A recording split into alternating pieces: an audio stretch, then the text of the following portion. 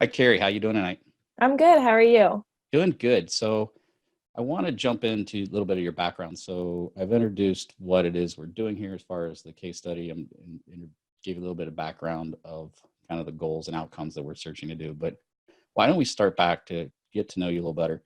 What or how did you get started in running and take us a little bit back more about your fitness background in general? Because I know we've talked and I know you haven't been a runner in the past. You have a big soccer background, which hmm ironically involves a lot of running. Yes, I But get that a lot. which is funny Yes. because I played soccer as a young kid and I hated it. Too much running around, which is Yes, there's a ironic lot. because I'm running.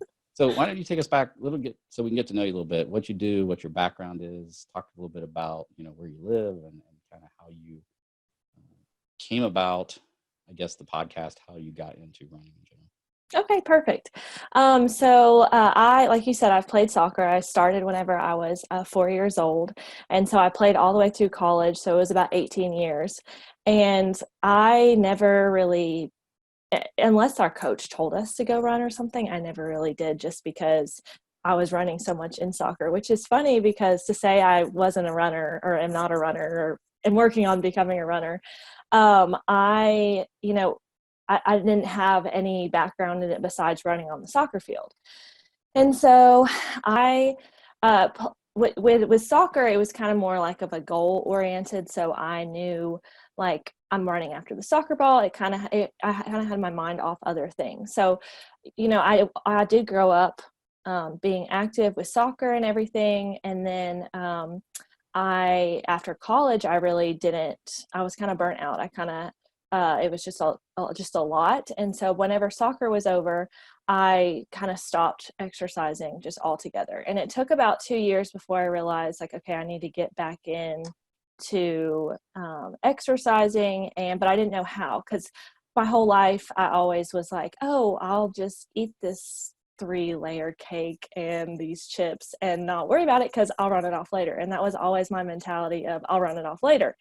And so I get to this point where I'm done with soccer and I have no idea what to do. I have no nutrition background. I have no exercise background because soccer was always my exercise. And so I realized that I needed to, so I kind of reached out and did some research. Still, when it came to running, I just didn't like doing it. I was always told I wasn't a runner. In college, my coach was a little harsh and told me that I wasn't a runner. And because I couldn't run our fitness test, it was going to make me complacent in just life. And it was just a little discouraging. And so I was looking for a program. I finally found a program that I could work out with too. And I love like the weight training. Like I never thought I would like yoga as much as I do. And so I've done yoga, I've done just weight training and all of that stuff, but I still wasn't bringing the running in. And I would run every once in a while, but I almost had to change my mentality. And it took me a few years because if I would go run and it would only be like an 11 or 12-minute mile, like I would beat myself up because I would think that was a pointless run, not giving myself credit for the fact that I was actually out there running. And that was exercise, whether it was slow or fast or whatever. And so I had to kind of change my mindset of just getting out there is actually a huge step. And a lot of people have that struggle even to get out there, which was me a lot of the time too. And so my sister-in-law actually asked me if I would do a half marathon with her, and she's not a big runner either. And so I was like, I have never ran more than 3 miles in my life. Like, I have no idea. I don't even know like where to start. Like, how long is a half marathon? Like, I had no idea at all. And so I started doing a little research that night about how to train for it, different things, like how to even make it that far. And so I did come across something that said, if you listen to podcasts, it's actually longer than songs. So you're focused on actually listening. And so I kind of researched, and the RunBuzz podcast actually came up. And so I listened to the first couple, and then I was like, okay, when I first started running, I wasn't sure. I was like, I don't know if I can listen to someone talk while running, but it actually helps like keep my mind off of it. And before I knew it, like I had ran my 2 miles that I needed to run. And so then went all the way back to podcast 1 and kind of just have been listening to that too and through in order. So, but it's been really helpful. And so that's just kind of my running background a little bit. So. Okay, excellent. And one of the things that I think we talked about in the past privately or, off, I guess, recording was you never felt you were a runner because you were told that as part of soccer, and soccer is a different training. It's different, running's obviously a component of it, but why do you think you feel like that today? Or why have you felt like that as you started running? What was it that you think was the root of that? Do you think it was just because you were always told that you weren't a runner, or because you're a runner, you've run and you just ran 9 miles, it was this past weekend? Yes. You Can't have believe it. run 3 miles and, you're running a couple times a week. And so you're definitely a runner. There's no argument ifs and buts about it. You're definitely a runner. And so that's one of the things that I want you to kind of realize is that, yes, you are a runner. And we all have our different motivations for running. We all have our own goals for running. So that next me to my next question is, what are your current running goals? Like, I know short term, you got the half marathon you're working towards. But what other goals do you have? What are your long-term goals? Yeah, so my short-term goal is to finish the half marathon. Now that I've kind of run more and more, I'm seeing that it's actually more attainable than I actually thought from the beginning. My kind of a little bit long-term was to train for another half marathon and run through the whole thing. Because right now, because I kind of don't have as much time as like I would have liked to train for the half marathon, I'll probably do some walking a little bit just because it's my first. And so I would love to be able to run just the whole time. And even past that, just to continue improving my like aerobic fitness and breathing, because that has been something too. And I think that was probably part of why I thought I wasn't a runner, is because I've always like breathed like I'm dying, and people running with me are like, are you okay? And just stuff like that. And so between that, it just never felt natural for me running, I guess. And so I think that's why I always thought that I wasn't a runner, or I was always in the back when it came to soccer. But I don't know, I just different things like that. But some definitely running a whole marathon, half marathon all the way through would be a good is a long-term goal that I would like. And who knows, maybe a marathon, I don't know. We'll see. That would be awesome. Now, see, the fact that that's even in your vocabulary right now is just... Yes. Well, and it's crazy because like, honestly, like I'll be listening to some of the podcasts and thinking, oh my gosh, a marathon, like that is just insane. But now that I'm like, it's so crazy. You get over that hump when you're running and it's like, okay, well, I just ran 9 miles. Like, oh, I can run 10. Like, it's just, it's crazy, the mental aspect. And I've always struggled with the mental aspect of it as well. Yeah. So a couple of things that feedback I want to give. One is when you're training for that first half, right? When you first start out and let's say you're running 3 miles, 13 just seems unattainable. And then, but 4 doesn't. And then you work yourself up to 4, then you work yourself up to 5 and 6 and 7. When somewhere around that 8, 9 mile mark, you're going, wow, I ran 8, 9 miles. What's a couple more? And in a couple of weeks, you'll be running your long run prior to your half. And it'll definitely seem doable. So now to go back to the breathing, there are a couple things probably in the past, because of the way soccer is played, you have a lot of short kind of more of a jogging kind of, because you're trying to conserve energy, but then you have these sudden bursts where you have to pick it up. So it actually probably is closer more to a high intensity type of run where you have brief periods of high intensity with some breaks in between it, right?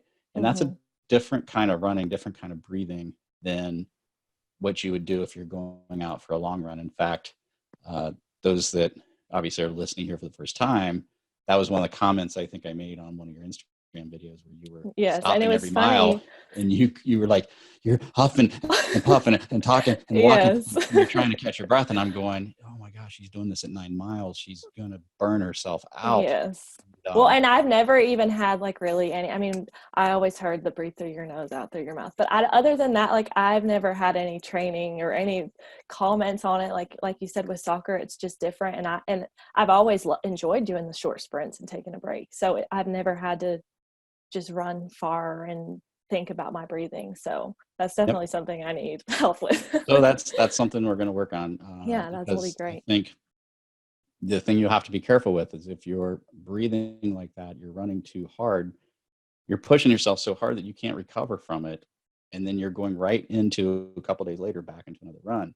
Mm-hmm. And about the time you start getting to the point where you feel like you're recovering, you're right into the next long run. And if you continue to do that, you're going to just systematically wear and tear and burn yourself out. Plus, it's not as fun. It's not as enjoyable if you feel like you're having to stop to catch your breath because it's just uncomfortable. I think that's a very common early running mistake that we see with a lot of runners is we go out and we just run and we're not necessarily aerobically fit at that point. Mm-hmm. and we just become tired and then running becomes uncomfortable. And I think that's one of the first things we do. Now you're doing amazing for having not trained for a half marathon and to run 9 miles, even with, when you were stopping and taking walk breaks. I mean, you're in northern Georgia, if I remember right. Yes. It's not exactly cool there in the summertime.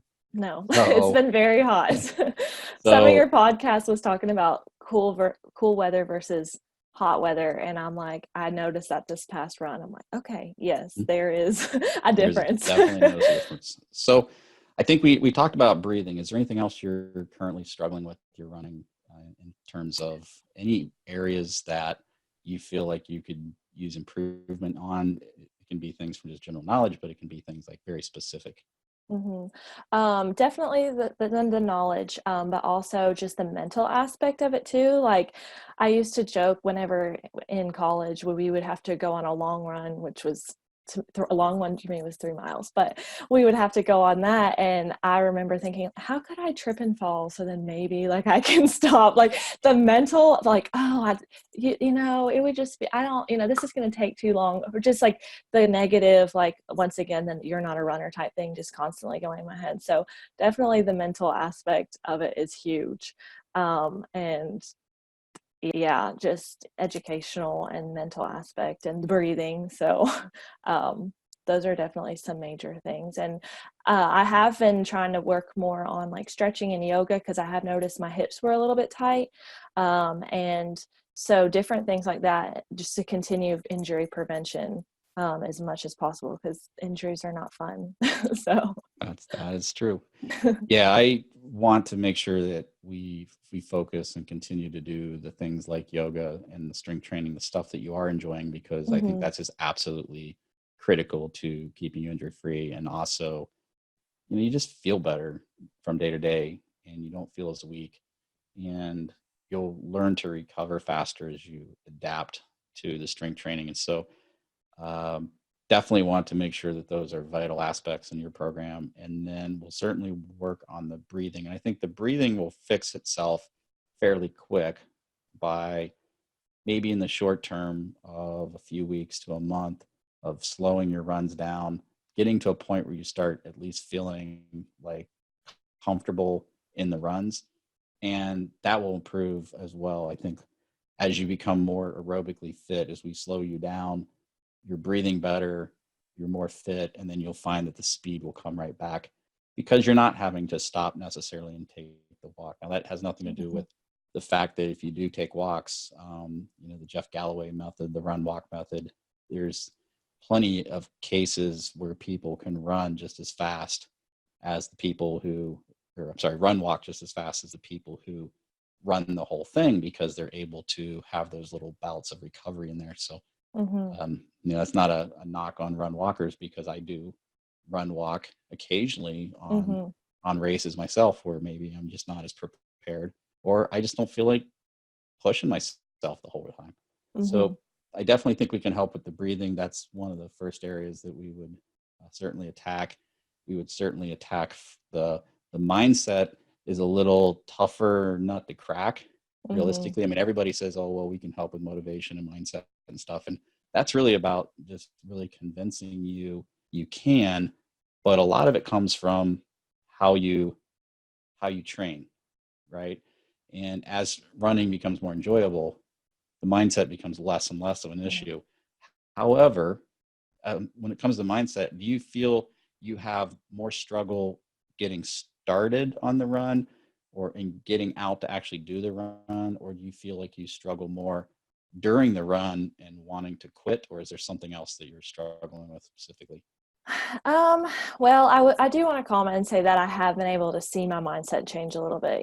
To say that it's negative all the time has definitely changed from just being able to see that now I'm actually able to do it. When I first started, I was like, there is no way I'm going to be able to run, 9 miles. So I've already seen it change a little bit. So I guess it'll be kind of neat to see it continue to change. But I think it's not necessarily the motivation to get up, because sometimes it is. But if I, have coffee or an energy or something, that almost helps me kind of get out the door. And it's just little things like, okay, let me get my workout gear on, let me get in the car, just things like. So I think it's kind of more as I'm running, which, like I said, has improved so far. There's still those little things, but I would definitely say it's mostly during running. Well, I'm having that mental Sure. weakness. Sure. And you mentioned you get in your car. Do you normally drive to your location where you work out, or do you run right out the front door of your house? Yes. So I live in the North Georgia mountains. So even my driveway is literally like a mountain. And so I was like, I don't think I can just start going running mountains right now. And I'm sure I probably could, but I was like, I need to start flat. And we actually moved to the end of our county, and there is a trail that used to be a old railroad track. So it's flat and it's paved. It's a trail now, but so it's a nice little loop. It's really pretty. And so a lot of people go run there. So I do drive. It's only like 5 minutes away. But I do usually go there and run as well. So how big is the loop? So if I was to just do a loop, it would be about 3 miles, but I can't just like when I ran 9 the other day, I didn't just go 3 times. I'm somebody who has to constantly be like, okay, well, I wonder how long it would take if I went this way. And then I can check like, oh, okay, this is how far I went.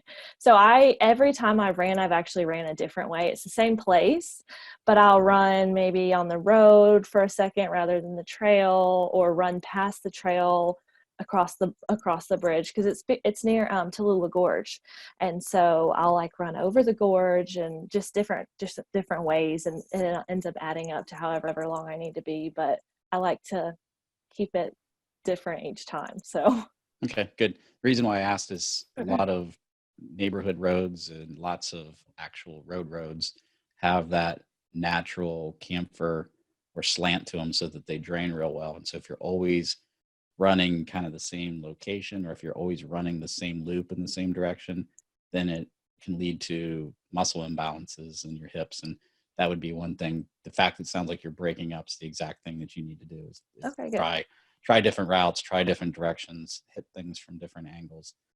That is definitely something that you're doing correct there. Now, any other weaknesses that you can think of? Any issues with pain, any previous injuries or pain points when you were running, whether that's blisters, tight calves, sore calves, knee problems, anything that you feel like has been a problem in the past, or has even just popped up in the past? Yeah, all the above. So I actually, whenever I went on the 9-mile run and even the 8-mile run, I noticed kind of my knees were hurting. Towards the end, the last couple miles, it was my knees. Usually, even after the first couple miles, my calves will tighten up which I like to say I have chicken legs. Like I have non-existent calf muscles. So I think they're probably just growing or something. I don't know, but that always tightens up. This past run, I actually noticed some blisters forming on the bottom of my feet. So just different things like that. When I did play soccer, I did pull my quad. It was the only injury I had, but it was my junior year, but I pulled my quad, and after one of my runs, I could feel it like almost like pulsing, I guess. And not that it was like ridiculously painful, but I knew it was something that I needed to foam roll out, because I could feel it could have caused a major issue if I didn't do anything to it. And But I don't know. That was several years ago, right? Yeah, that was several years ago. Yeah, that Okay. was probably like 6 years ago, 7 years ago. Okay. So when you were running, the knee pain you were experiencing towards the end of your run, was it more just general soreness, or was there a sharp pain or an irritation on a scale of 1 to 10, with 10 being like the worst pain you ever felt? Where was that pain at? It was probably like a 6, 7. Like I was still able to go. I mean, it was just kind of uncomfortable. I like to think I have a high pain tolerance too. So, but it was just that uncomfortable, to where in the past, if I wasn't training for something and had a goal, I probably would have just stopped short. But because not that it was an unhealthy push, like I'm just going to keep going. Like I knew I could keep going, but it was something because it was uncomfortable. In the past, I probably would have quit. But I would definitely say it wasn't necessarily like a sharp pain. It was just like an overall ache. Okay. Did the pain stop when you stopped running, or did it linger? It lingered. I actually went home and I took an ice bath because, and I don't know, that's what we used to do in soccer, so that might be wrong, but that's what we always did. And so I took an ice bath, and then even like the rest of the day, I kind of, not that I hobbled around, but I kind of was like a lot easier on it. And I almost found myself like on the couch rather than like doing my to-do list of things I needed to do. Okay. So have you run since the 9 mile? That was probably not, right? No. Mm-mm. Okay. I was going to run tomorrow, so we'll see. Okay. So let's watch that. Okay. You're far enough. When did you start your training? So you did not start your training with me. And you've been following a plan on your own prior to us talking, but how long ago did you start that training plan? It was about 5.5 weeks ago. 5 weeks ago, probably. Okay. And how long had you been running prior to that? So before that, let me sorry, jump in, but how long you've been running? I would say consistently 2 to 4 times per week without any significant layoff. I would probably, up until that point, I was doing more of like strength training. I wasn't doing much running. I would do some treadmill, like fartlek runs, but nothing like long distance. Like I hadn't ran, like if I had done like a 3 mile, but it was mainly like walking, like every little bit. So, but it was only probably like once or twice a week, if that, really. Okay. I mean, it was not.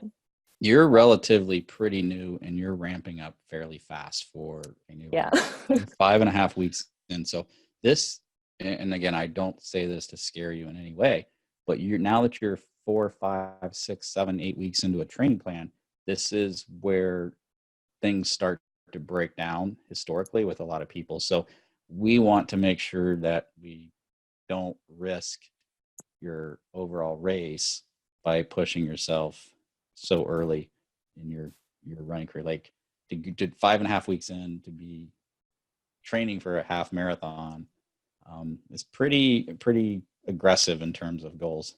Yeah. Not that I don't want you doing that, but the thing we'll have to watch with you is you were raised an athlete. You were raised to push yourself.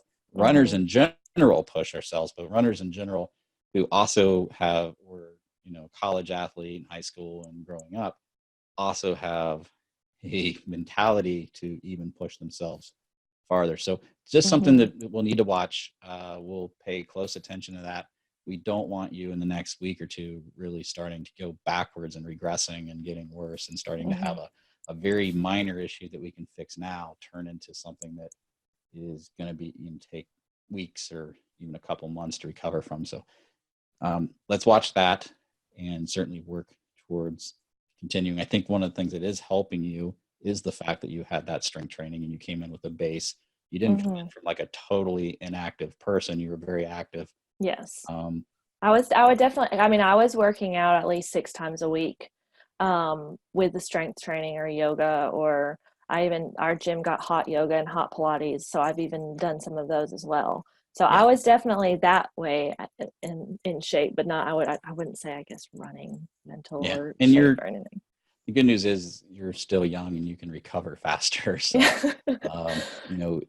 that changes as you get older. So, yes. So let's think about that and make sure we're monitoring that. And if you're not sure when you're out running, or if you feel like the pain's coming on, then I want you to ease up. It's more important you to stay healthy than it is for you to complete the distance. So any one particular run's not going to make a huge difference, but going too far past a point of early onset injury signs, which you are certainly experiencing right now, one run can ruin it for you. Okay. So we want to make sure that we're overly cautious this close and this far out, because you're up to 9 miles. You don't necessarily have to do anything radical or nothing, but we need to kind of watch it, and it may mean backing off for a week or two, still running, but backing off the overall volume so that you can get a chance to kind of heal up and go. So that area is, I would say it's a red flag, but it's not something I feel like you've crossed something. But now that I know that you've only been doing this 5.5 weeks, yes, you're right. It was a little jump. You're right at that point where we start to see people fall apart. Because the other thing too, you're right at that part where you're also starting to feel great. Like you should be feeling like your breathing's getting better, your endurance is getting better, because you went from 3 to 9 very, very quickly. That's not something to also take lightly, because you've done such an amazing job from going to 3 to 9 in such a short time. But that's your aerobic development kicking in. Your muscular bone and tendons and ligaments and stuff, they take much, much longer. So we just need to be careful with that. As far as mindset goes, I think what we'll do is we'll kind of play that by ear as well. I do like the fact I've watched some of your Instagram videos, which, we're obviously going to share that with people so they can follow your journey on Instagram as well. I've noticed a difference in your Instagram videos, just your level of excitement of the run. It used to be, early on, it was like, okay, I'm going out to run. I'm not really sure. I'm not really a runner. I don't know what I don't know what I'm doing. And good news is running's simple. It's not easy, but it's simple. And in the beginning, there's not a whole lot you can do to screw up, except for go too hard and too fast and too soon, right? So anything you do right now, you're going to see improvement, which is awesome. But what we have to look at is throttling you back. But we also want to put in that idea of this. First of all, yes, you are a runner. And I'm going to drill that in your head. Thank you. I work off positivity. And I think that's why I like the positivity. Anytime I hear you, we're going to change that. Okay. Anybody listening to this podcast who runs more than 10 feet is a runner. Not all of us are good runners, but at the same time, as all of us can improve on that. So I want you to take that same attitude that you had being a competitive athlete, and I want you to turn it more towards the fact of, this isn't you just going out for a casual run. This is you training for an outcome in that race. Now, the level of training is going to depend on your goal. This first race, we want you to complete it.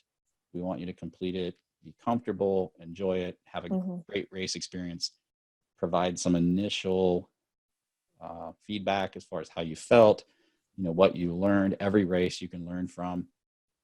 Since I haven't really trained you up to this point, and there's only a few weeks, maybe a month and a half, I think, until your race, we're going to just tweak some stuff. We're not going to actually make any major shifts. And then when you get done with that race, we're going to have such great information. We'll know a lot more about what your capabilities are, even if you're not pushing that race hard. And I would say be cautious not racing this one for the sake of racing. Just have fun. Get a good experience of what 13.1 miles is when there's people around you, because it's a lot easier than it is when there's 13.1 miles on some country road or some trail when nobody's around, right? Yes, so, true. Having people around you being caught up in the race day also can be a trap for you, going out too fast, pushing too hard because you're just excited. So we'll come up with what that strategy on race day looks like. And again, this is your strategy. These are your goals. These are not me trying to force you in any one direction. I want you to be equally involved in the decision making. If you're like, come on, Steve, like you're pushing me too much, this is too much pressure, that's my sign to back down. But at the same time, I want to make sure that we are looking at things like, when we eat before a race, right? We're fueling, right? We're not just throwing Cheetos and chips in our stomach, although that is tempting. Yes. We want to look at fueling. We want to look at fueling during the race, because that's your gas for your engine. And then certainly we don't want to be so strict with our nutrition that you feel like, oh my gosh, like all I do is eat salads and tofu all the time, right? Nothing against it, but I get bored with a salad in about 2 days. So and I'm Italian, so we love food. I'm telling you, carbs won't be a problem for you. No, not at all. Pasta. So these are all things that we certainly want to work on. Now, those are your weaknesses. What do you think your strengths are? Some of my strengths, I would say, I do enjoy working out overall. So not only do I love that, I don't know, I think encouraging people too would be a strength. I know that's don't know you that separate. Well, but I'll say that's one of the reasons why I picked you for this case study. It was because I saw your Instagram posts and you are doing something and sharing your journey, and you don't have to. Yes. Well, you're doing it obviously for self-accountability. Yes. Well, yes. And I also, being right out of college, and I had no idea. So I would love, maybe long-term eventually, I kind of was thinking this, maybe even like having something where for like people who are done with a sport, or whether that's college or high school, like giving them that education they need, because I knew nothing. I mean, and I didn't know what to do, and just the encouragement that they might not have had. And I know that I work off of encouragement. So if I can give somebody encouragement to go out and do it, even though, I'm struggling too, we can struggle together type thing. I definitely kind of view that as one of my strengths, is just the encouragement for other people. But fitness wise, I think my strength would just enjoying exercising, whether, yes, I'm learning to enjoy running more, but just, getting out there and exercising in general, I do look forward to it. So. Excellent. You might be surprised at where you're at in 5 years with the encouraging others. Yes.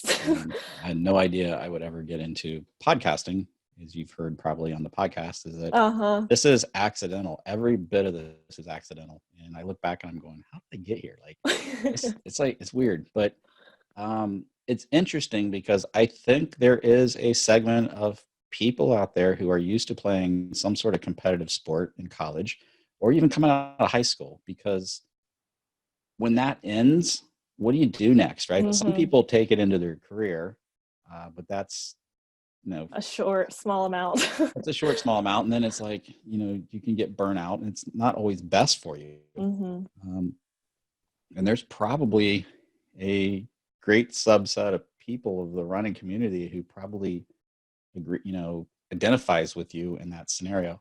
Definitely. I mean, I've seen friends, like even the people I played soccer with, I mean, I've seen them not step away from fitness, but they had no idea either. And it's like, you're used to not having to even think about what you're eating or think about working out. It's just, you are automatically were told for 2-3 hours a day what to do.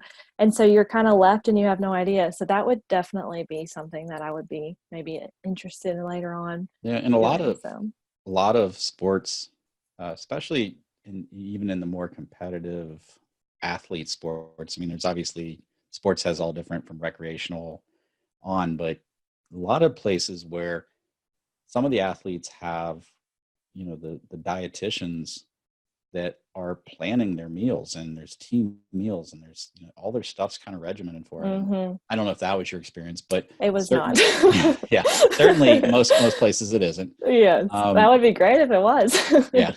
And then you'll find that a lot of them still eat healthy outside of that, because they feel it's too restrictive. Mm-hmm, for sure. I had a girl who she was a friend of my daughter's, and she was training to be a professional, or actually training for the Olympics for figure skating. Oh, wow. And she was, from 8, 9, 10, 11, 12. Well, somewhere around that 12, 13 age, you pretty much know if you're going to be that next level. And she was right up there. But I remember she was so restricted on food that when she'd come over to play with my daughter, she would go through our pantry into our refrigerator.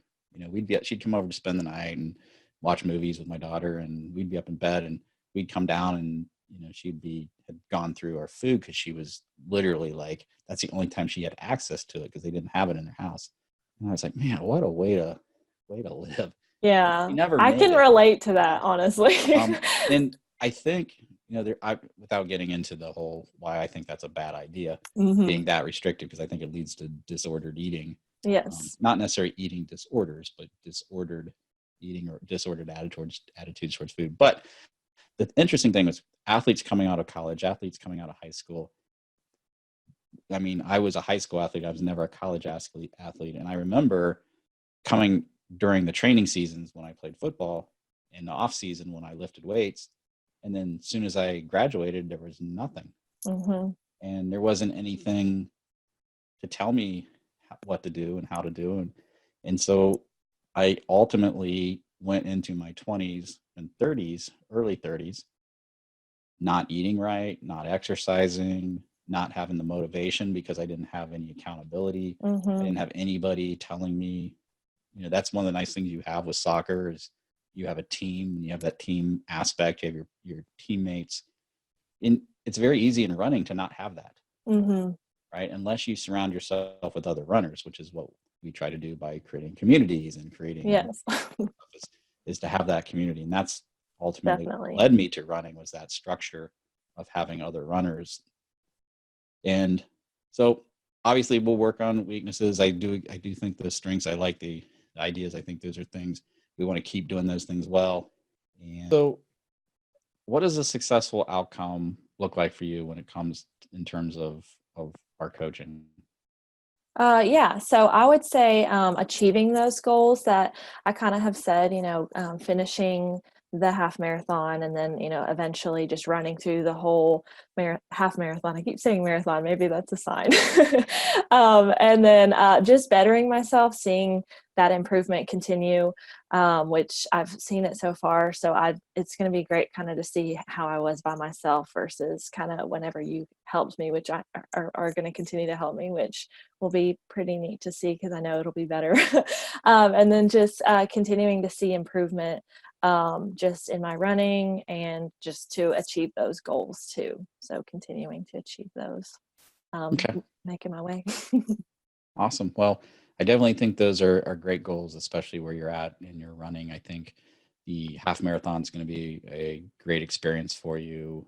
We just want to get you there healthy, have you really enjoy it. And that, I think, is going to hook you in to the point where we're going to create a monster out of you. Well, it's funny, because when I first started, it was harder. And so I thought, okay, well, once this half marathon is done, like, I'm done. Like, I'll just take a break. And then now that I've seen that I can do a little bit more and more, I'm like, okay, well, maybe I could do another half marathon, or maybe I want to continue this, just because I never knew I could even make it this far, honestly. So yeah. I think I certainly think having the marathon as a goal down the road is something certainly, I would say that would be more of a longer term goal. I think what I would like to see is have you, again, this is my goal, this is not your goal. You control your goals. But what I would like to see is run this race, run it for fun, run all of them for fun. Actually, if you're not enjoying this, there's no point in doing this, but certainly we can make improvements and still keep it enjoyable.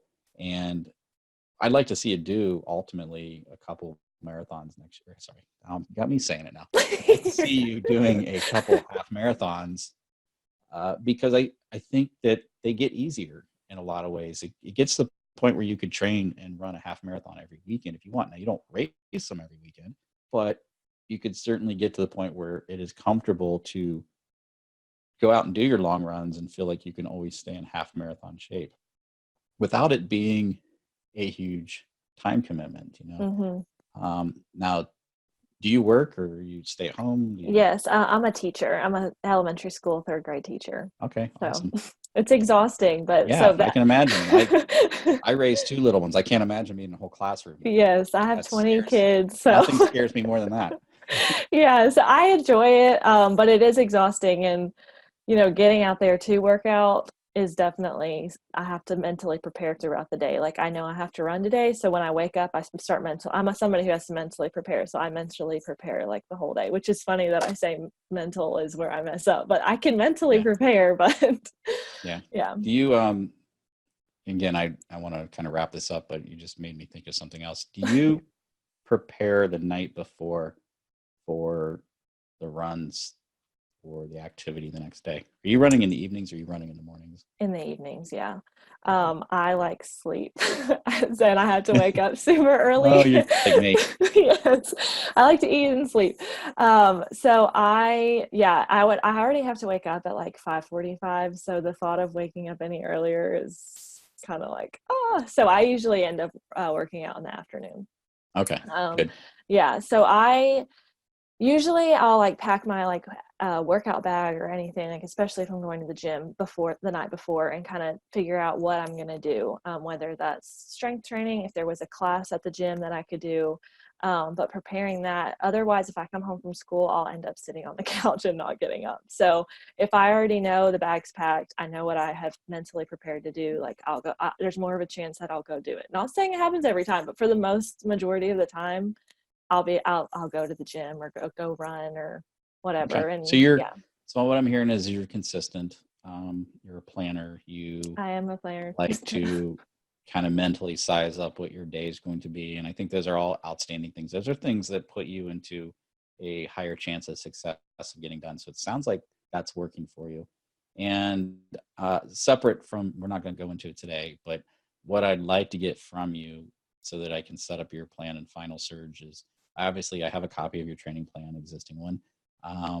And before I make modifications or anything like that, I would like to know what days, times and not necessarily times, but what days you have set aside for example, yoga. Is yoga always a certain day, or do you have flexibility to take it when you want? Do you strength train on certain days, or do you have the flexibility to mix it up so that we can, get a better structure around what day we know you're going to run?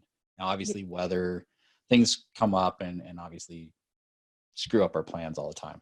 But on a regular basis, getting that from you in an email, and it might actually be in the questionnaire you sent. I didn't review it actually before this call, but having an idea for that so that we know what kind of flexibility you have. And then what I like to do is with your training plan is it's a guide. It's not hard set times of like, you must run on this day. What I like to do is anchor it with the long run for the half marathon, because I do think that's the most important run of the week. That's your long, slow distance runs. And when possible, keeping those on the same day if possible. If it has to move from a Saturday to Sunday or from a Friday to Saturday, that's fine. But having that kind of the anchor point for the rest of your training week.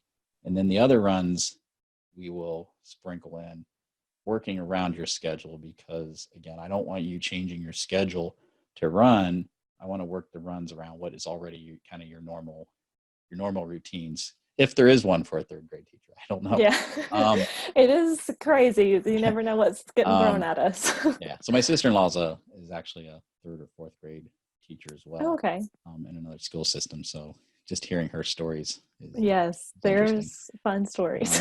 But anyways, that would be kind of like what I think are our next steps. So our next steps, just to kind of recap, and take all the information that I learned tonight and from our previous, the questionnaire that you filled out when we got you access to the PaceBuilders backend.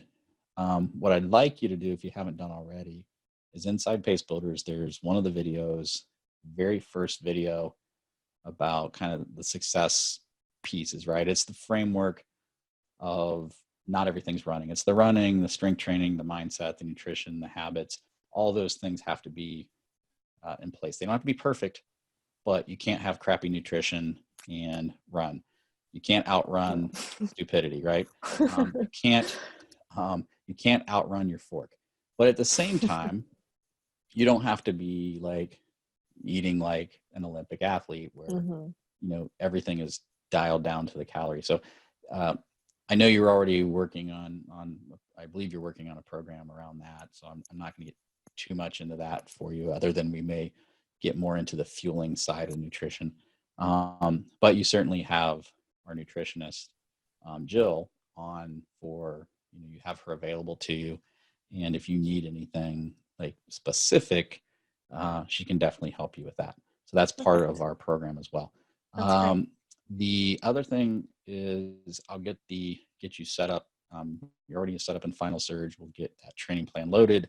And then I'm going to probably check in with you very heavily for the first couple weeks, so that when I mean heavily, like not every hour, but like checking when you, like, you know, every couple days, see how it's going, and using that kind of the communication platform that's built into our software to kind of take some notes, like how you felt. I don't need, you know, what your everything broken down to your mile time. If you have a Garmin watch or some sort of watch like that, that's great. If you don't, you can use the app if you like it. If nothing else, just tell me how you felt that day. Like, I felt tired 3/4 of the way in, or I felt excellent. You know, if you can log, you know, if you have an idea why it might have been bad, well, it was 90 degrees and 100% humidity. Okay, I get it, right? You're in Georgia. So, yes. So that's the kind of information that might help me determine as I'm reviewing your plan each week is, okay, well, this run may not have been as good as the last run, but a lot of it's just because, you know, you work in high humidity. Maybe maybe it's a week where you came down with a cold. 100 different things that can impact our training, not just the fact. Don't expect every single run to go well. Don't expect every single run to be just like, you know, just perfect, because that doesn't happen. That's not good. But then you have days where you go out and you expect and go, oh my gosh, today was better than normal. Okay, why do we think that is? Is it because you slept better? Is it because you hydrated well the day before? Is it because you had a horrible day at work with a bunch of crazy kids and you needed to fly, right? You needed to just let the feet run a little bit. Those are the kind of things that are very helpful. We want to track your fatigue levels. And again, shouldn't take much of your time. This should be more of 2-3 minutes at the end of each workout, just saying, hey, this felt great. I struggled. There's a lot of different clues like that help me kind of determine, are you getting run down because we're training or pushing you too hard, or are we not pushing you enough? That can also happen. Sometimes we get, we're only as good as the feedback that you give back. So the more feedback you get back, the better results that you should get out of this. So that's the biggest thing is kind of getting that communication going. And then it settles after a couple of weeks. We kind of settle more into a routine. It becomes a little more easier. And then we're checking in now. Are you aware that tomorrow night we have our live Q&A? I did not know that. Okay. So short notice. Okay. You just joined us, so I expected you. Yeah, sorry. But, tomorrow night at 8:30 Eastern Standard Time, we have our live Q&A. Jill will be on as well as me. I'm not sure if Carrie will be on, but we bring all our other PaceBuilder members who are able to join us on Tuesday nights at 8:30 Eastern Time. Lasts about an hour. Our goal in that is to answer any questions you have, and we do it in a small group, actually on a video chat like we're doing tonight. We would just have a little more, it looked more like the Hollywood squares with all our faces up here. I know it's before your time, but Brady Bunch. I do know that. Okay, so we have all those little squares, and so one of the things that we're going to get into tomorrow, which I think is actually going to be helpful for you, and again, we'll record it if you can't make it. We record it. I should be able to. But if you can, what's really cool is we're going to do a presentation on this particular one about tapering and taper week, what to do in that race week. So we're going to talk about what to eat, what to drink, how to set up your race goals for the week, for what is your race strategy going to be for your race. And so as we get closer, I'm going to be communicating that with you through email anyways. But the idea is answer everybody's questions. Everybody will kind of, get a chance to ask questions, and it's really your chance to just throw it out there. And we'll have all our coaches on, or not all of them, but we'll have a good representation from the coaches, so that sometimes, you can hear 2 or 3 different perspectives, and you can see from other Pace Builder members, like, what are they struggling with? And sometimes you can learn from the questions they're asking. And then we always try to have a topic, 10, 15 minutes, that are requested by you guys. So since October, this is being recorded in October, our biggest thing right now is we're right smack in race season. Mm-hmm. So we have people running the Chicago Marathon. We have people running the Hartford Marathon, the Columbus Marathon, the Columbus Half Marathon. We have our RunBuzz actual community meetup at the Columbus Marathon here in a couple of weeks. So a lot of runners will be racing in the next month or 2. So since yours is actually pretty close, you probably would get a good benefit, again, if you can make it. But if not, send questions ahead of time, and then we answer them on video, and then you can watch the recording, or we can just get with you individually so that you don't have to watch a whole hour of a video to get your one question answered. So different ways that you can get assistance. You can ask those questions. If you can't make it, you can ask them in a Facebook group that we have just for our clients. You can obviously, since you're doing one-on-one coaching with me, you can ask me anything from email anytime you want, or worst comes to worst, you're out on a run and all of a sudden your knee starts hurting. I don't know what to do. Just send me a quick text, because I'd rather, assuming I'm not in front of students teaching, but I would certainly get back to you, or the middle of the night. I don't answer texts. Yeah. No. But one of those things where, like, if you need something and you feel like it's an emergency, let me know. And I'd rather give you guidance if I can than to have you just be kind of stuck out there not knowing what to do. But when in doubt, be conservative, play it safe, and run another day. But okay. That's I think it's the next steps. We will, as part of this case study, we'll do one of these once a month. We'll kind of review how the last month went, what went well, what didn't go so well, what we think we need to change to potentially either put you back on a track if you kind of slid one way, or what we need to do to kind of continually tweak and refine your training, so that you're not just following, Steve said run 6 miles this day and 3 miles this day. Anybody can do that. Mm-hmm. You can get that right off the internet. But what we want to do is dig in. We'll review a lot of these questions on the checkup call, where we'll say, okay, did we accomplish helping you with your breathing, right? Where do we stand with that goal? So we're going to have little check-ins throughout this case study. We'll certainly be documenting it on video, documenting it on social media, documenting it on podcasts, which for people listening in, this is kind of that coaching call that we're going to put on the podcast for the first one. Next ones won't be as long, but they'll be just little check-ins, probably 15 minutes, review something, unless something comes up that we need to go a little bit longer. But this was really more about really getting a clean picture of your background, what it is you want to do. And, in the future, we may target different types of runners, but for right now, I think you fit the ideal client in terms of you're somebody who's getting into running, or you were a runner in the past, even though you were a soccer player, you were still a runner.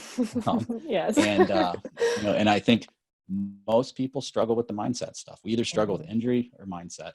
Nobody struggles with, what do I do in a particular day? Well, you just go run, right? You can get that off of any training plan anywhere, but it's the other things.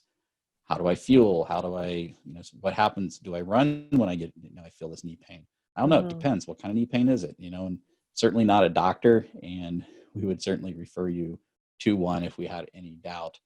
But that's why I'm asking the questions, is really try to figure out, what does your background look like? What does your injury profile look like? What are your habits?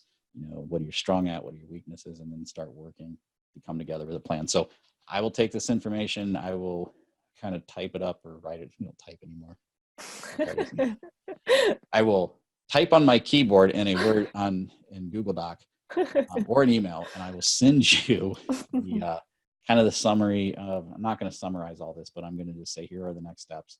And we will get you set up on Final Surge with your plan here over the next couple days. And pretty much you're off to the races at this point, literally. Yes, literally. Yeah. But any questions for me before we wrap up? Anything you can think of? I don't think so. I think we covered most of it, so that's good. Okay, well, awesome. Thanks for being a good sport. Yeah. It's not easy coming on video and coming on the podcast and sharing your background and all the different things that you want to do, and doing it in a very public way. So first of all, I want to say thank you. I think a lot of people will enjoy seeing the process, could learn, because a lot of people will probably relate with your situation and then apply a lot of the techniques we talk about to their own running. So hopefully it's going to help a lot of people. Yeah, well, thank you too. Yeah, well, my pleasure. So, all right. So I'm going to end everything here, but hold on for just a couple minutes, and we'll wrap this up.